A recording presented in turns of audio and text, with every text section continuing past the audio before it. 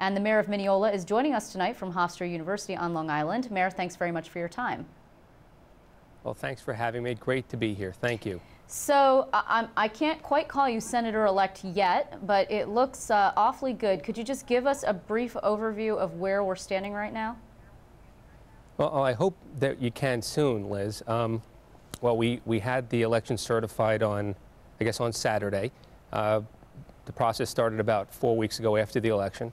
We were up by 415 votes on Election Day, and after all the votes were counted, we were up by 451 votes. The judge decided to certify. My opponent has chosen to file an appeal, and we'll wait to see how that process plays out. I expect that there'll be an answer by probably the beginning of next week. Okay, so yes, Craig Johnson filed a notice of appeal this morning. Do you think that, given everything that we've seen, there's actually in New York 1, the congressional district race down there, there's been a lot of discrepancies with the voting machines. Now, those two areas don't cross. You're in Nassau County and the 1st congressional district's in Suffolk. Nevertheless, with these new voting machines, do you think that it's not appropriate to go all the way up to the Court of Appeals to just set some precedent?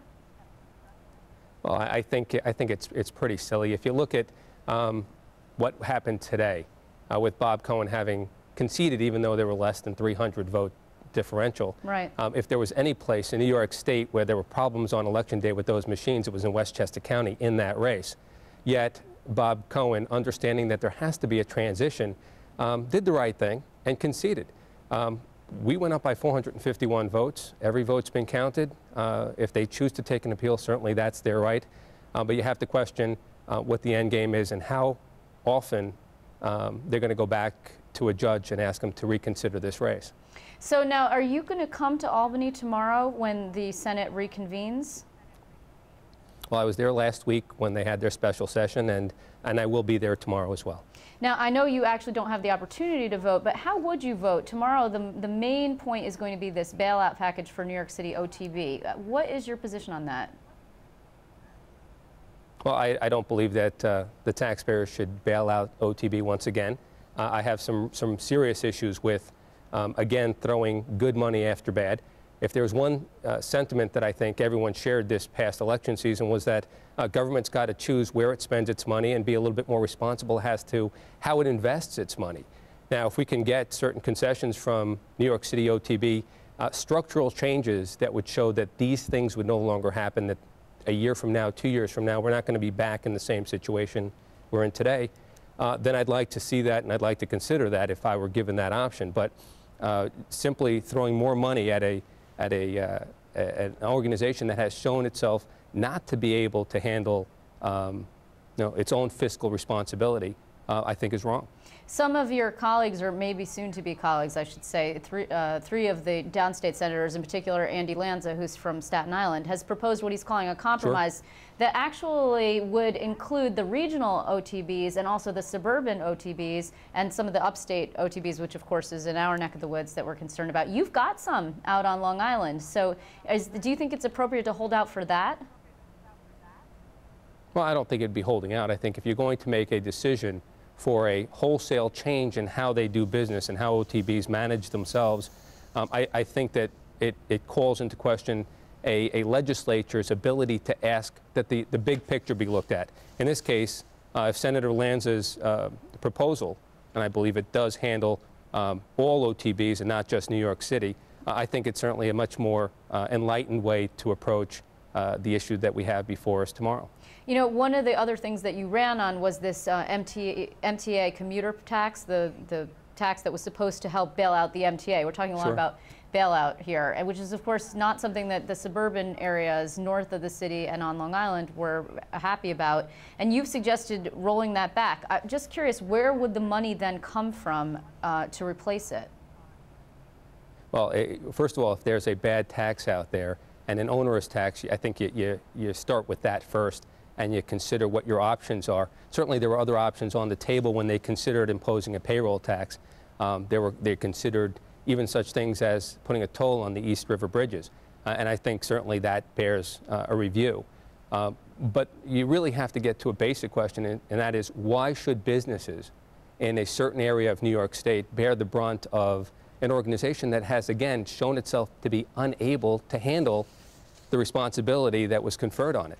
You know, a year ago, they imposed the MTA payroll tax. Here we are a year later, and we're talking about fare increases. We're talking about service cuts. We're talking about service cuts right in the 7th District in Port Washington and Great Neck and in Manhasset. And Liz, I know you know exactly where I'm talking about. How do you do that? You know, you put a burden on the businesses in the area, and then you go back and cut services and increase fares anyway. So, yeah, we'd have to revisit it, and I think rolling back the MTA payroll tax is just one step in the right direction. You know, here's an interesting thing. With your election, if in fact that happens, as many expect that it will, and then Lee Zeldin's defeat of Brian Foley on the island, all 9 members of the Long Island delegation are again Republicans. We also have a number of Republicans who were elected, a couple of them anyway, who joined the Western New York delegation. It seems that these 2 regional areas could really be at odds with one another, particularly when it comes to education aid allocation. I mean, what will you do in order to try and ameliorate that line between upstate and downstate? Well, I think for the first point is it is a New York State issue, and whatever inures to the benefit of New York State is, I think, something we can all agree on. Certainly, I can agree that my colleagues in the Buffalo area, including Mark Grisanti, who won just this past week and was certified the winner there, and Antoine Thompson conceded. Certainly, I know that he's interested in UB 2020 and the effects of revitalization in the Buffalo area, and that's going to be part of our dialogue as well, because what is good for New York State is also good for Long Island, and what is good for New York State is also good for Buffalo. And we have to understand that there are different parts of the state, and we all have our interests, including New York City, by the way. We don't want to leave New York City out, but I think over the last 2 years what we've seen is that everything has been New York City-centric to the detriment of Long Island and areas like Buffalo and areas like upstate New York. And I think we have to take a more holistic approach to how we govern here in New York, and I'm looking forward to participating in that. What about working with Andrew Cuomo, who of course is a Democrat? There have been some suggestions over the past week or so, including from the Senate Republican leader Dean Skelos, that actually it's better for Andrew Cuomo to have Republicans in charge in the Senate because maybe they might be more in tune with his fiscally conservative message, although perhaps not in line with him on social issues like, say, gay marriage. What do you think about that? Well, sure. Well, I think that if there's anything that Andrew Cuomo has embraced, it's those conservative values that certainly we as Republicans have held to over the years. Certainly I have, and I'm looking forward to working with the governor-elect and seeing that his programs are successful. I think they're items and messages that have resonated during this election season, certainly things that we've said. You know, anyone who was around during this entire election season heard time again the need for creation of new jobs, cutting taxes, cutting spending. Those are things that the governor-elect has committed to, and certainly something that I'll be more than willing to support him on. Okay, wait, Mayor, I think I just heard you say the phrase conservative values in the same sentence as Democratic Governor-elect Andrew Cuomo. Isn't that something? It really is something. But you couldn't see your way clear to vote for gay marriage, though, could you? Or could you? I could not, but I think that there are mutually exclusive items, and I think we should take them one at a time. Certainly, I think before we discuss things like items, and there are important items like gay marriage or civil unions, that we have a responsibility to the residents and taxpayers of our great state to make sure that we get this budget right. So let's work on the budget now. That's the first thing on the agenda. And then once we're done with that, once we've all worked together to make that possible, then let's come back and let's discuss those other issues that I think are also equally as important. And certainly I think there is room for compromise there, and I'm more than willing to work towards that as well. Because actually Dean Skelos has suggested that he would bring gay marriage back to the floor, that he thinks it would be a conscience vote, up or down. Of course, if Republicans control the chamber, then that is something that, that might actually happen. Do you think it should? Well, I think that's certainly up to the future majority leader to decide what makes it to the floor. I certainly would not oppose a vote up or down on that bill or any other bill, to be frank with you. I think we should be honest and transparent in what we do.